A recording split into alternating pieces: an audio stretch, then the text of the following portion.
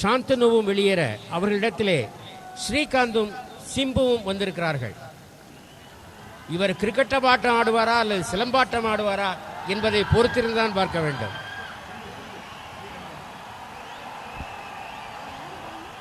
ஸ்ரீகாந்த் தூக்கி அடிக்கிறார், ஆனால் தரையோடு உருண்டு செல்கிறது. ஒரு ரன்னை பெறும் வாய்ப்பு. இப்போது சிம்பு பந்து வீச்சை சந்திக்கிறார். அவரிடம் நாம் எதிர்பார்ப்பது கிரிக்கெட் ஆட்டம், அவர் ஆடப்போவது சிலம்பாட்டமாக இருந்தால் ஆச்சரியப்படுவதற்கில்லை. சிம்பு 218 2 விக்கெட் இழப்புக்கு 5 பேர் ரிட்டையர் ஆகி ஒரு சரித்திரமே படைத்திருக்கிறார்கள். இப்படி ஒரு இன்னிங்ஸில் 5 பேர் ரிட்டையர் ஆக நான் கேள்விப்பட்ட, என்னுடைய 30 வருட அனுபவத்தில் கேள்விப்பட்டதே இல்லை. அடுத்த பந்து மிக அடித்தார், படவில்லை, விக்கெட் கீப்பரிடம் சென்றது, அவரும் பிடிக்கவில்லை. சிம்பு தப்பி பிழைத்திருக்கிறார். விக்ராந்த் 100 பூர்த்தி செய்து வெளியேறினார், ரிட்டையர் ஆனார். அதற்கப்புறம் ஜீவா அரை சதத்தை பூர்த்தி செய்து ரிட்டையர் ஆனார். அதன் பிறகு பரத் ரிட்டையர் ஆனார். ரித்தீஷும் சந்தனும் உள்ளே போனார்கள், அவர்களும் ரிட்டையர் ஆனார்கள். ஆக இந்த வயதில் இவர்கள் ஏன் ரிட்டையர் ஆனார்கள் தெரியவில்லை. புதிதாக சந்தர்ப்பம் பெற்று உள்ளே வந்திருக்கிறார். இப்போது அதிர்ஷ்டவசமாக ஒரு 4 ரன்கள் பெற வேண்டும். நிச்சயமாக முதல் ஸ்லிப்பில் ஆள் இருந்தால் சிம்பு இந்நேரம் பவலியனை நோக்கி வந்து கொண்டிருப்பார். ஆனால் அப்படி இல்லாத காரணத்தினால் வெளியே சென்ற பந்தை வீணாக ஒரு வெட்டு வெட்டினார்.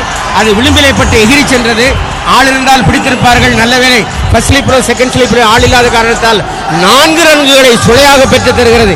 2 ரன் தான் என்று சொல்லுகிறார் ஸ்கோரர். ரொம்ப உஷாரா இருக்கிறீங்க, ரொம்ப சந்தோஷம். மெல்ல மெல்ல முன்னேறுகிறது சென்னை வாரியர்ஸ். ஆந்திர அணி இதற்கு எந்த அளவு ஈடு கொடுக்கும் என்று பார்க்க வேண்டும்.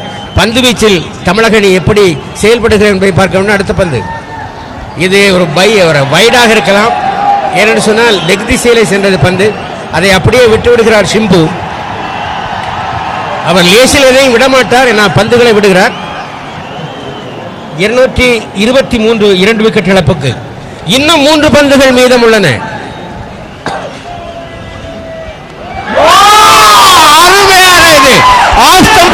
அளவு குறைவாக வந்த பந்தை அப்படியே அலாக்காக தூக்கி ஆன் திசையிலே சிக்ஸரை பெறுகிறார் சிம்பு.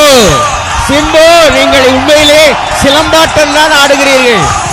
சுழற்றி ஒரு அடி, அது நேராக சிக்ஸர், அற்புதமான சிக்ஸர், எந்த கிரிக்கெட்டரும் பெருமைப்படக்கூடிய சிக்ஸர். அத்துடன் மிக அருமையான சிக்ஸர். இதுவரை பார்த்ததிலே விக்ராந்த் பல அருமையான சிக்ஸர் அடித்தார், ஆனால் கிளீன் ஹிட் சிக்ஸர் என்று சொல்லக்கூடியது இதைத்தான். அருமையாக ஆடினார் சிம்பு. அவர் தந்தை விஜய் டி ராஜேந்தர் பார்த்திருந்தால் இதற்காக ஒரு கவிதையே பாடியிருப்பார்.